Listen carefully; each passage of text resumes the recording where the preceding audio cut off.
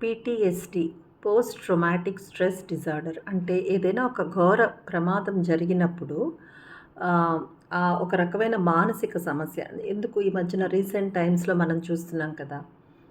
అహ్మదాబాద్‌లో జరిగిన flight crash కావచ్చు, లేదా బస్సు దుర్ఘటనలు ఈ మధ్యన జరిగాయి. అగ్ని ప్రమాదం కావచ్చు, లేదా రీసెంట్‌గా టిప్పర్ బస్సు యాక్సిడెంట్ కావచ్చు. చనిపోయిన వాళ్ళు చనిపోగా క్షతగాత్రుల్ని హాస్పిటల్‌లో అడ్మిట్ చేయడం, వాళ్ళు బ్రతికి బయటపడడం జరుగుతుంది కదా! వాళ్ళింకా అదే షాక్‌లో ఉండి, ఆ మాయని గాయాలేవైతే ఉంటాయో అవి చాలా బాధపడుతూ ఉంటారనమాట. అంటే ఒక రకమైన మానసిక సమస్యలొచ్చేస్తూ ఉంటాయి.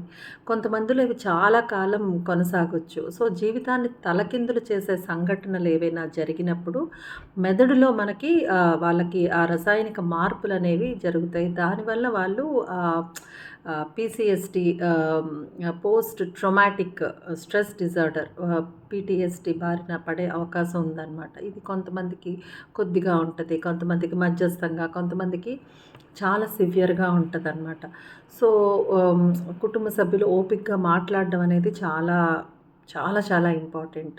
జరిగిన సంఘటన పదే పదే గుర్తు చేసుకుంటూ ఉంటారు. నిద్రలో ఉలిక్కిపడి లేస్తారు. అలాగే ఎక్కువగా ఆలోచిస్తూ, వేదన చెందుతూ, బాధపడుతూ ఉండడం అనేది ఒక సంవత్సరం దాటిన తర్వాత కూడా ఇది కంటిన్యూస్‌గా ఉంటే మాత్రం ఖచ్చితంగా నిపుణుల సలహా మేరకు వైద్యం అనేది అందించాలి. అంతెందుకండి ఈ మధ్యన అహ్మదాబాద్ ఫ్లైట్ యాక్సిడెంట్‌లో ఒకే ఒక వ్యక్తి బ్రతికారు. ఆయన విశ్వాస్ కుమార్ రమేష్. ఆయన వెంట్రుక వాసిలో ప్రమాదం తప్పించుకొని ఒక మిరకిల్ అద్భుతంలాగా బ్రతికైతే బయటపడ్డారు. కానీ ఆయన ఇంకా అదే షాక్‌లో ఉన్నారు. ఆఖరికి తన భార్యాబిడ్డలతో కూడా సరిగ్గా మాట్లాడలేకపోతున్నారు. పడక గదికే పరిమితమైపోయారు.